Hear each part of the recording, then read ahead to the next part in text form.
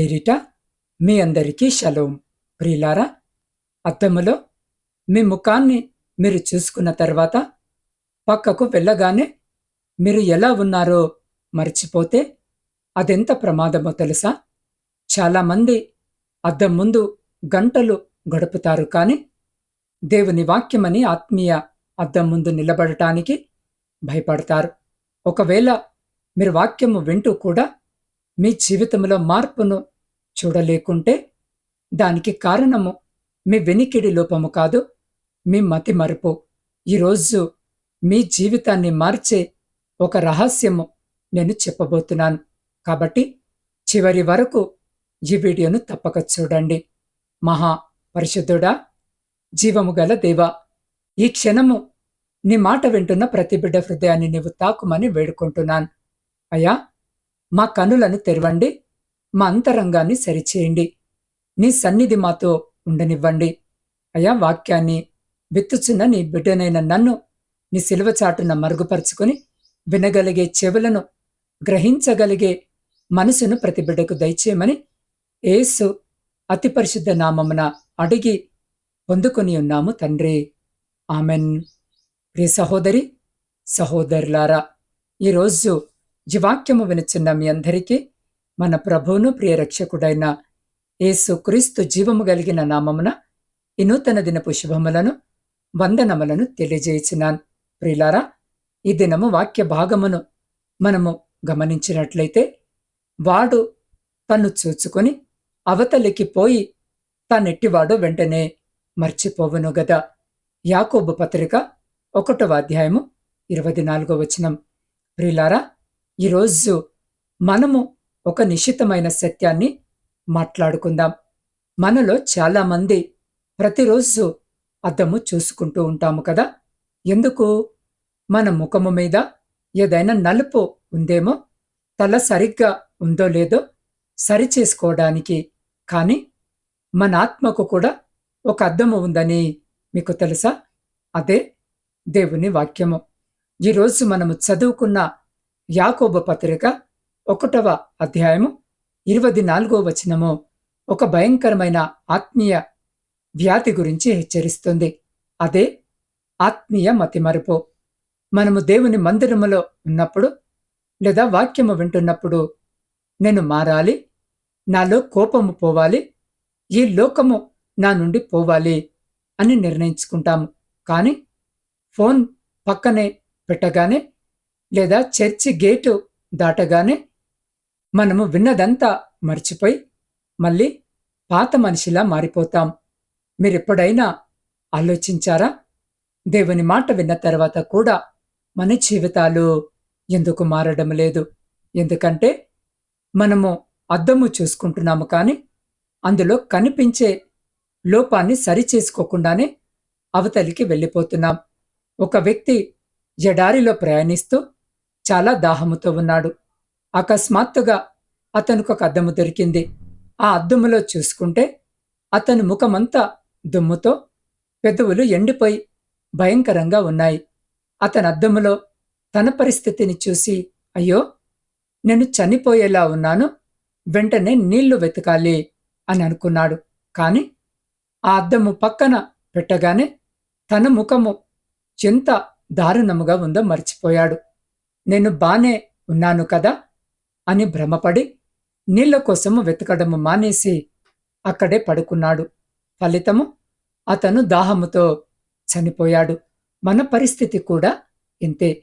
ఆదివారం వాక్యము విన్నప్పుడు నేను మారాలి అని అనిపిస్తుంది, కానీ సోమవారం రాగానే ఆ అద్దము అంటే ఆ వాక్యము చూపించిన నిజాన్ని మర్చిపోయి పాత పాపపు లోకములో కలిసిపోతున్నాం. అవును ప్రియులారా, దేవుని వాక్యము సత్యమైనది, బలమైనది, రెండంచులు గల ఖడ్గము వంటిది.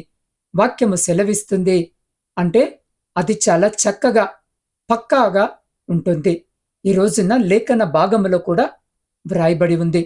ఒకడు తన ముఖమును అద్దములో చూసుకొని కేవలము అవతలకు వెళ్ళగానే మర్చిపోయే వ్యక్తిగా ఉంటాడు అని.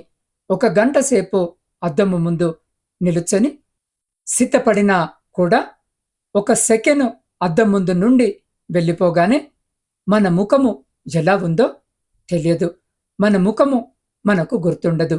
అయ్యో, ఎలా ఉన్నానో మర్చిపోయాను కదా అని మళ్ళీ వెళ్ళి చూస్తే చూసినంతసేపు నీకు నువ్వు గుర్తుండొచ్చేమో, కాని తర్వాత నువ్వు మర్చిపోతావు. లేదా నా ముఖము నాకు గుర్తుండాలి అని అనుకుంటే అద్దం ముందు కూర్చోవడం తప్ప మరో పరిష్కారం లేదు. నువ్వక్కడే ఆగిపోతావు, ముందుకు కదల్లేవు. ఈ వాక్య భాగము ఎందు నిమిత్తమని చెప్పబడింది అనంటే, వాక్యమును వినేవారు విన్నంతసేపు బాగానే ఉంటారు, కానీ ఒక్కసారి మందిరము నుండి బయటకు వెళ్ళగానే, యూట్యూబ్లో వాక్యము వినగానే తర్వాత ఏమీ గుర్తుండదు. మరలా పాప రోత జీవితమే, మరలా అదే బాధలు, అదే ఆలోచనలు కదా. వాక్యం ఎప్పుడు అబద్ధము చెప్పదు. నిజంగా అందరూ అలాగే ఉన్నారు. అయితే మనము అలా ఉండొద్దు. మనము విన్న వాక్యాన్ని హృదయంలో భద్రపరుచుకొని వాక్యానుసారముగా జీవించాలి. అయితే ప్రియ సహోదరి సహోదరులారా, వాక్యాన్ని మర్చిపోవడం అనేది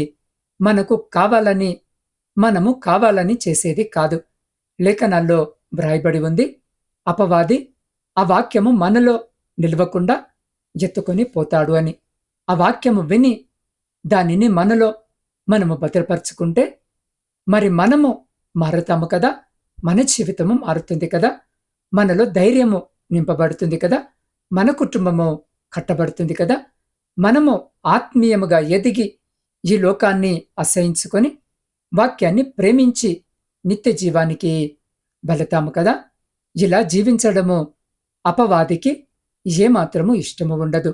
అందుకే వాక్యాన్ని మనలో లేకుండా ఎత్తుకొని పోతాడు. అయితే ఈ రోజున ఈ యొక్క లేఖన భాగమును బట్టి మరొక విషయాన్ని మనము నేర్చుకోవచ్చు. అద్దములో చూసుకొని మనల్ని మనం ఏ విధముగా అయితే మర్చిపోతామో, మనకి మనం ఎలా జ్ఞాపకము ఉండమో, అలాగే మన పైన వస్తున్న కామెంట్స్ని, మనల్ని నిందిస్తున్న వారిని, మనల్ని బలహీనపరుస్తున్న వారిని, మనమంటే నచ్చని వ్యక్తుల్ని మర్చిపోవాలి. అప్పుడు మాత్రమే ముందుకు సాగుతాం, జీవితంలో ఆనందంగా ప్రయాణిస్తాం. కానీ అపవాది ఎంత తెలివైన వాడంటే, గుర్తుంచుకోవలసిన వాక్యాన్ని మర్చిపోయేలా చేస్తాడు. మర్చిపోవలసినటువంటి విషయాలను గుర్తుంచుకునేలా చేస్తాడు. మనము మనని నిందిస్తున్న వారి మాటలు పదే పదే తలంచుకొని బాధపడాలి. మనపై వచ్చినటువంటి చెడు కామెంట్స్ని బట్టి మనము కృంగుదలలోనికి వెళ్ళిపోవాలి. మనకెదురైన చెడు అనుభవాలను తలంచుకొని ఆలోచిస్తూ ఎందుకలా జరిగింది అని కృంగిపోవాలి. అదే అపవాది ప్లాన్. వాడి ప్లాన్ ప్రకారమే ఈ లోకంలో వాక్యము తెలియని వారందరూ తెలిసిన వాక్యాన్ని బట్టి జీవించని వారందరూ కూడా నడుస్తున్నారు.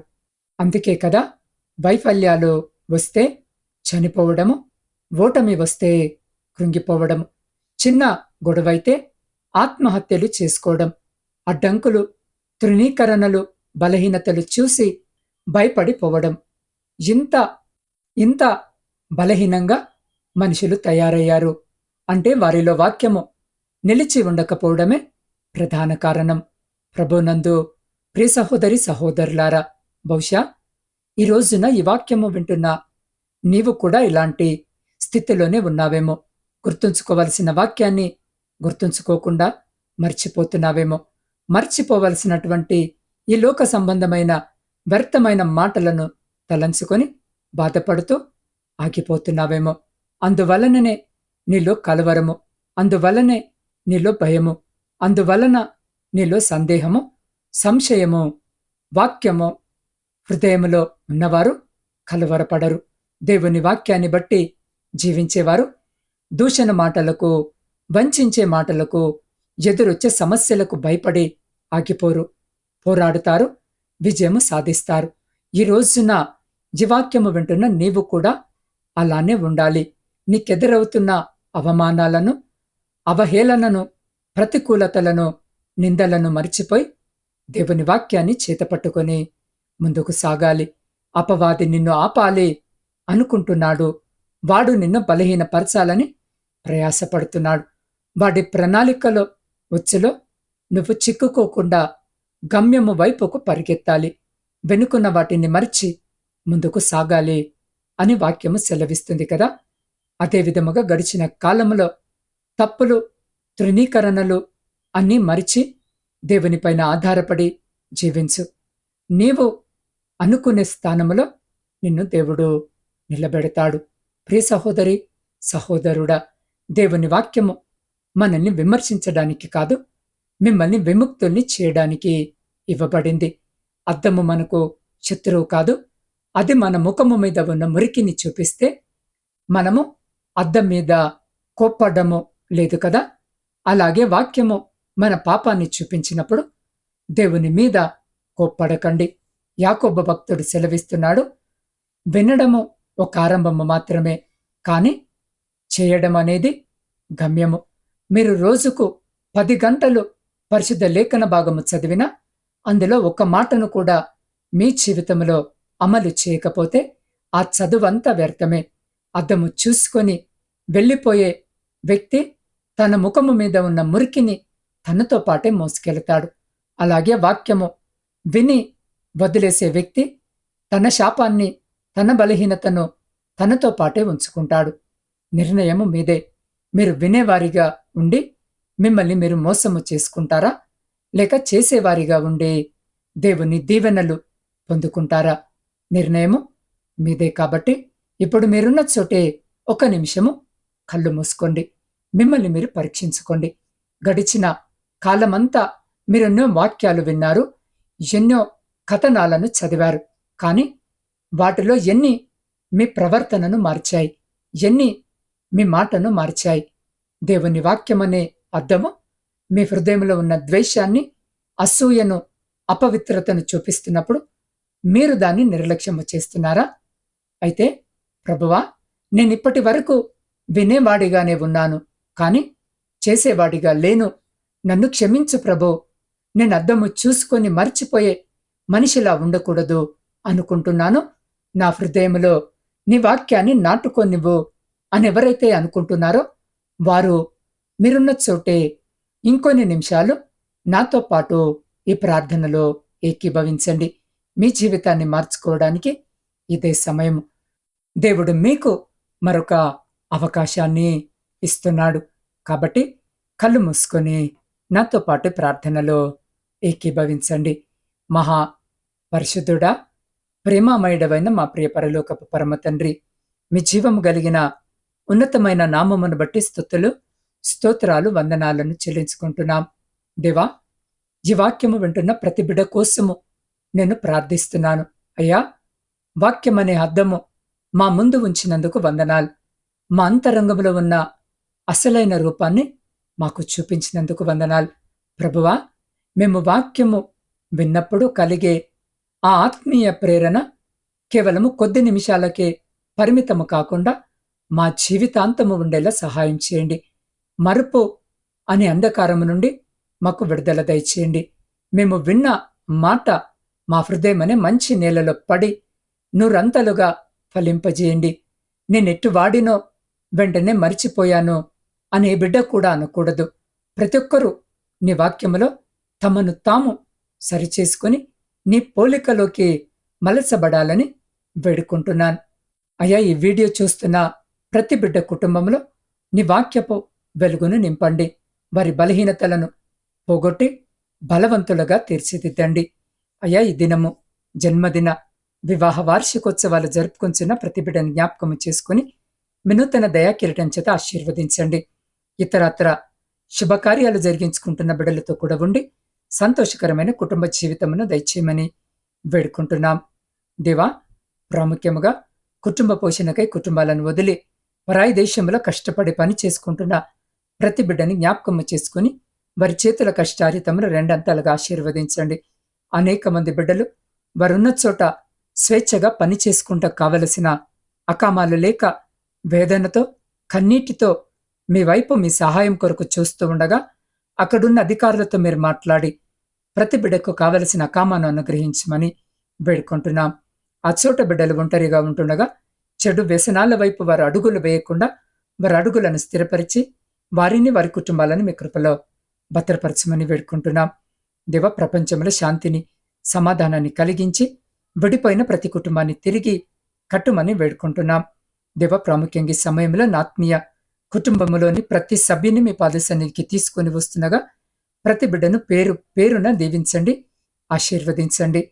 దేవ, వారి ప్రతి న్యాయమైన కోరికకు సమాధానము దయచేసి వారి బలహీనతలు పోగొట్టి బలవంతులుగా తీర్చిదిద్దుమని యేసు అతి పరిశుద్ధ నామమున ప్రార్థించి స్తుతించి అడిగి పొందుకొని ఉన్నాము తండ్రి. ఆమెన్. ప్రియ సహోదరి సహోదరులారా, దేవుని ఆదరణ పొందుకోవడానికి మీరు ఒంటరి వారు కాదు. ఈ వీడియో మీకు ధైర్యాన్నిస్తే నేను దేవుని బిడ్డను అని కామెంట్ చేయండి. మీ ప్రార్థన అవసరతలను స్క్రీన్పై కనబడుతున్న నా వాట్సాప్ నంబర్కి తెలియజేయండి. నేను మీ కొరకు భారము కలిగి ప్రార్థిస్తాను. దేవుని వాక్యము మరింత మందికి చేరడానికి ఈ వీడియోను తప్పకుండా లైక్ చేసి షేర్ చేయండి. వచ్చే వీడియోలో మళ్ళీ కలుద్దాం. దేవుడు మిమ్మలను దీవించునుగాక.